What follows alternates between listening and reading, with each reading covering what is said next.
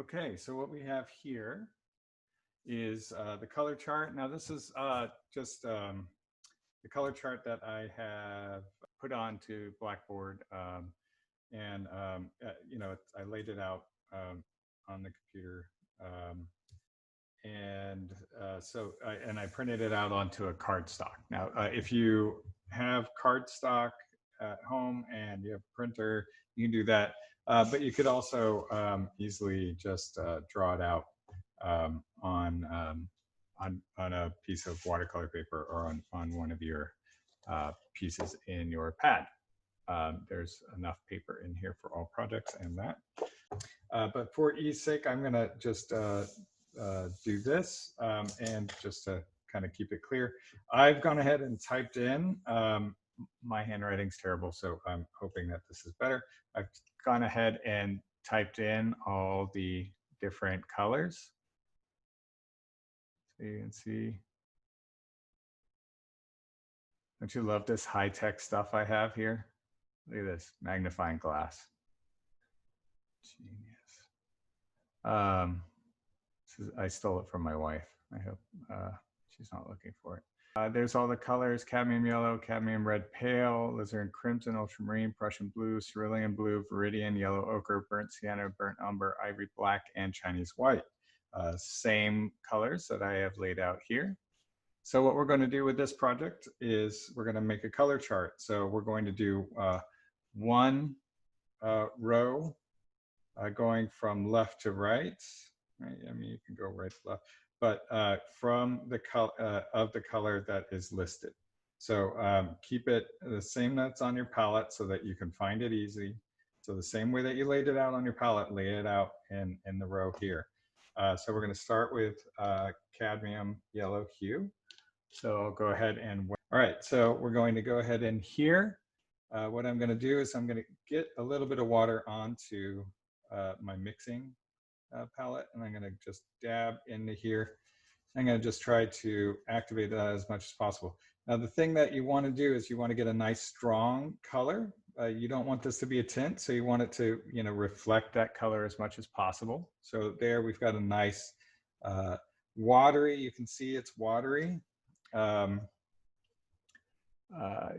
it's separating. It's not, that it's you can see it kind of trailing. It's not sticky. It's got a nice thin but very vibrant color. That's what we're looking for. We've got a good amount of water and pigment kind of mixed in here, and so that's what we have, and that will give us a good representation of cadmium yellow hue. So we're going to start from where we have the color listed, and we're just going to move that over. Now it is going to fade as a little bit as we drag it along because it is losing some of its color. So we're going to just go back over it. If it starts to lose a little bit of that, and then you don't want to go over it too many times, but there, now it looks like a nice highlight. So here we go, dirty water in there. I wipe it off. Now the other benefit of having a cloth here or your paper towel here to wipe it off is that you can see if you've gotten all the color out of it. Now, when doing this, it's really important to make sure that we get nice, strong color. So to avoid any mixing, what I'm going to do is I'm going to just get rid of the color in the mixing tray each time. So I've got another, now that my brush is clean, I can put it back into the clean water. So again, get a little bit of water on that mixing tray, dab into the red, a little bit more water in that one. So there we go. We got a nice strong red.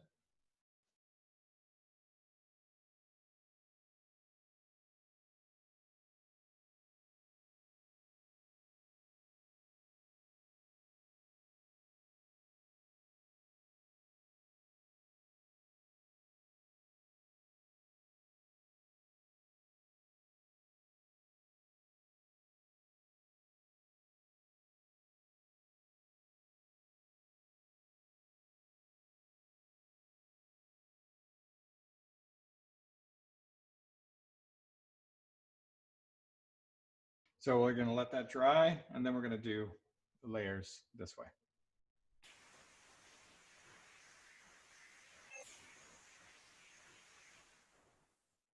Okay, just to speed things up a little bit. It's nice and dry to the touch. I'm not smearing anything when I touch it. So we're going to go ahead and go through that all one more time. This will also give you some experience with the water control. So you want to be careful, especially on the second layer here, of having your water be a little, or your brush be a little too wet, or your mix have a little too much water in it. That's just the first thing that we're going to have to be careful of. So now we're going to go this way. Now, same thing, yellow all the way down. So we're going to go over here, get some water, and repeat. So here, you see, you can see the color in my brush. You can see that it's the consistency is a little bit thicker. It's not like as watery. It will hold its shape a little bit. That means that there's the gum arabic and the pigment that's in there is kind of holding some body to the paint a little bit. So you want a little bit of that. You want it to still be, loose so that it comes freely off the brush, but you want to make sure that it's, got a nice kind of body to the paint. So it feels like it's a little bit thicker. So there we go. And what we're going to do is do the cadmium yellow. So go from there all the way down. I need a couple passes here.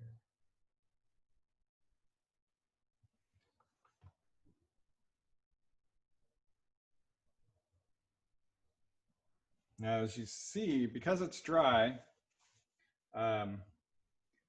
it hasn't picked up any of the pigment underneath it.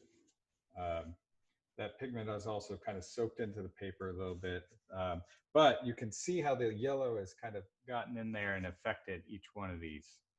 So you start to see like, oh, if you block these out,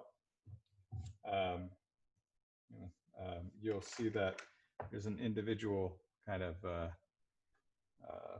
color there. So, start to see, oh yeah, there's a green in there. Okay. All right, so let's move on to the next one, and I'll speed this up. Cad red.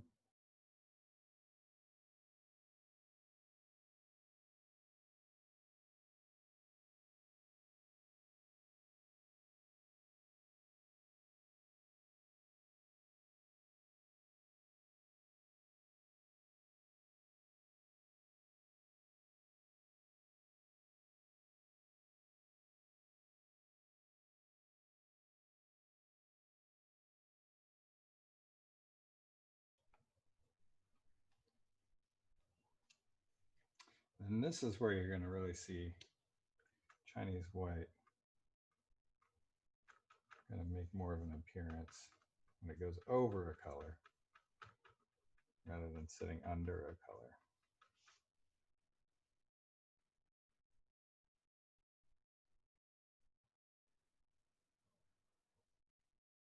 You can see it's kind of milky, dulling, a little bit,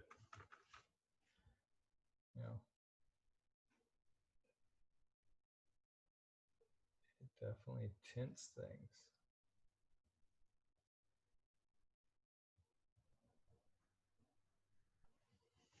Okay. So there we have a color chart.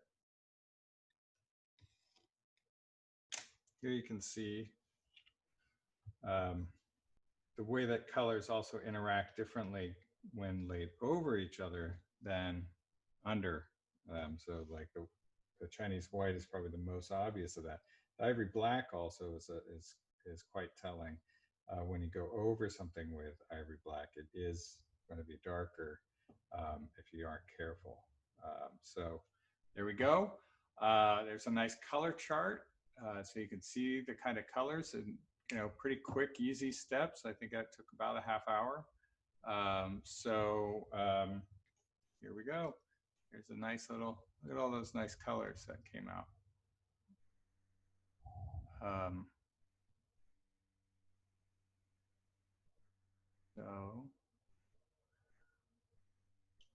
that's it. Great. So that's that assignment. Move on from here. All right. Thanks, y'all.